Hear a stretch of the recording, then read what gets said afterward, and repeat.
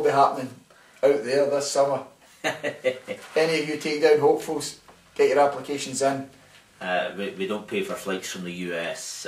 Leave your comments. But Bobby Lashley, there's supposedly a strike force and a new CBS TV deal. Rumours have it that they are pecking at his feet, offering him deals. But I personally think the UFC would have a good proposition for him.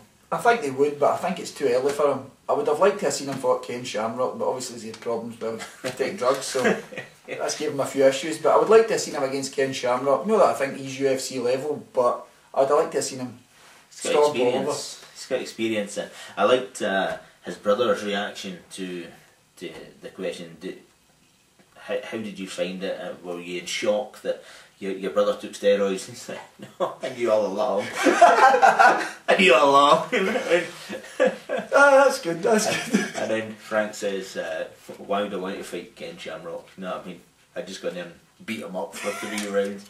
You know, once upon a time it looked lucrative and it looked good, but... It's done and dusted. Yeah, just be beating up my brother. Ken's over, sorry Ken. Yeah. But Bobby Lashley, I think he has a future, just no yet. He needs to... He's huge. Oh, he's massive. But he's huge. The guy fought, I mean, I don't even know his first name, Clay Guida's brother.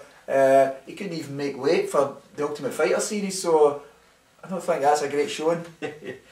The Guida brothers are quite strange ones. Well, not strange, I think Clay Guida is he's awesome. Cool. He is one of the coolest guys, but the size difference, he must be like this wee machine, and his brother looks like Neanderthal man. That's good. Carrying on to the next fight. Jake Congo, Anthony Hardonk. I think you quite like Big Congo, do you not?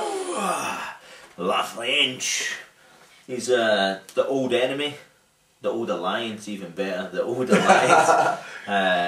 Cossé, you know. So, I think the guy is uber strong. He's bred like a racehorse, you know. Lean muscle mass. He's big, he's strong. He's beat Mustafa Altuck, and he beat your man Dan Everson, who comes into some serious heavy shit, which I know you enjoy. He goes into Man of War now. Again, if you're a child out there, or you're just a kid only listening to heavy metal, you've not heard of Man of War, get on.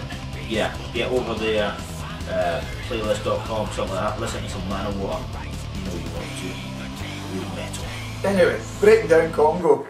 23-4-1, that's his record. He's a big dude, as Rob said there, Master Wang, very rarely wrong. But his weakness is guys, takedown guys, anybody that can put him in his ass, he doesn't like it. He's a decent kickboxer, he's a big lumpy man, but apart from that, his last loss was against a guy called Camaro Morello or something. He's a takedown guy, UFC 64. Basically took him down and held him down. What was his name, Mark? I'd have to go back over my notes. Carmelo Marrero. Again, I've done wrong, he probably hates me as well, so that's pretty cool. As I say, I don't think standing and trying to trade with him, kickbox with him, that ain't going to work. Didn't work with Crow Cop. Yeah. Didn't work for Crow Cop, so I don't see it working for Hardonk, who is a good kickboxer. I don't think he's the same calibre. I think Hardonk is definitely, he's a kickboxer, he's bred kickboxer. Last 3 fights, TKOs.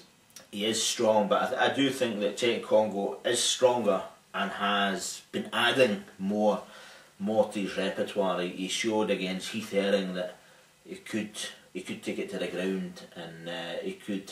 Couldn't hold him down, to be fair, but he still had a go. Yeah, but he's improving. That's what I'm getting at. To be fair, I don't see this being a roll about the ground affair. I see this, to be quite honest, this is going to be standing. I hope it's not. It's going to be a standing trade thing here. Last time Hardonk lost was against Mir. I mean, I pretty much think Mir, you could beat Mir, so that was in the ground to get subbed. I see the two of them standing and trading. That's not a challenge, Frank Mir. It's not a challenge. I like eating pies, not fighting. Plus you're injured. Cry baby. Road accident. Any comments about that? And the mailbag? They will be read.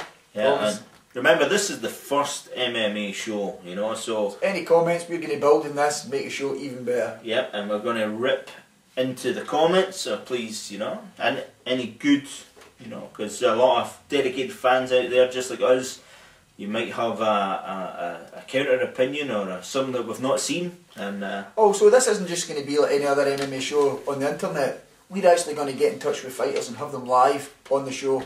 Via phone, of course, they probably won't turn up. But they'll be here, passing their knowledge and comments on each fight.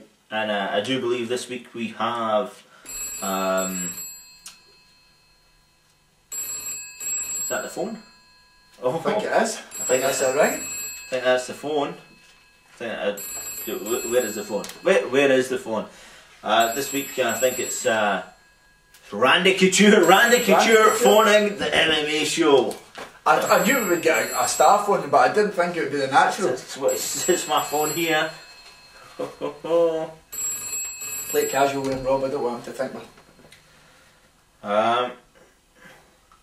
Yep. Randy Couture, you're live in the MMA show. Hey Randy, how's it going? It's a muscle mole here.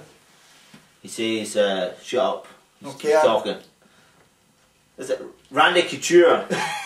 Hey, don't say shut up to the muscle mole, okay? Understand?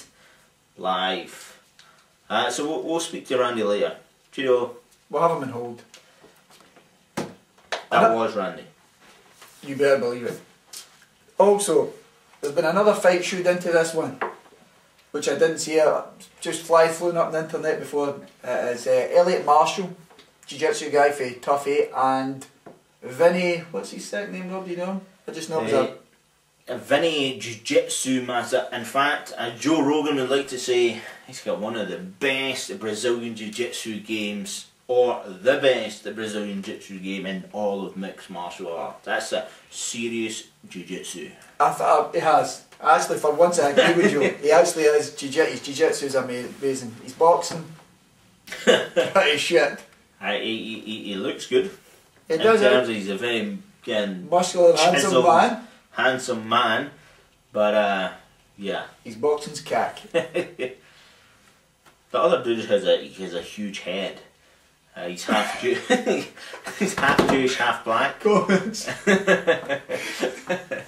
He does. Elliot Marshall. Elliot Marshall has huge forehead. Has a strange look about him. His strength is also his jiu-jitsu. But very good, very good. His last fight he won by knockout, I think. He was pretty brutal. I was impressed with that. He's a big dude and strong dude. We've personally rolled and trained with another black belt who's trained with him. He says he's outstanding. So I think I'm probably going to go with Elliot Marshall knockout in that one. What do you think? Yeah, well, I don't know about knockout, but I definitely think he's going to win via, as long as he can keep that sort of... I wouldn't go to the ground one because I think although Elliot Marshall is a black belt, I think it's becoming obvious now in MMA there's a difference between black belt and good black belt. Yeah. I think this Vinny guy's won four gold medals at the Jiu-Jitsu World Championships, etc, etc. Well, who was the guy on Tough that they were all questioning about where he got his black belt and if he got it in a conflicts box and that? I forget who that was there. The Rolio, with a sort of tall guy with the teeth and the... I felt sorry for that guy. Mir, you're a sack of shit. We don't like Mir. If you think that, hey, the cunts don't like Mir, was that the C word? Leave it in the mailbag, you know? Frank Mir, you know, we'll never be studs like you. But I think they're better goalkeepers. Yeah. Anyway, before we piss anybody else off, on the next fight, which I think you know more about than me, which probably most of you do, Dennis Kang, Xavier Fopa-Pokum. So these guys, both of them from not ex-UFC, outside the UFC, brought into the UFC. Dennis Kang, obviously. Well travelled, you were saying, both of them well travelled? Well travelled, international fighters. Both of them have huge, a lot of fights under the under them. I only knew Professor X as a ex-cage reject. That was as far as he got with me. But I've since found out he's been training with Dan Henderson. Yeah. He was trying to imitate the Spider, Anderson Silva, gave him a wee bit. So they obviously think he's at that level of kickboxing, or he's just a big gangly dude. I'm not sure. They're both, excellent strikers, both of them. Dennis Kang has been billed just like Shogun when he first came in as, somebody who So very rich in talent. Got to come into the UFC like Crow Cop, dominate everybody.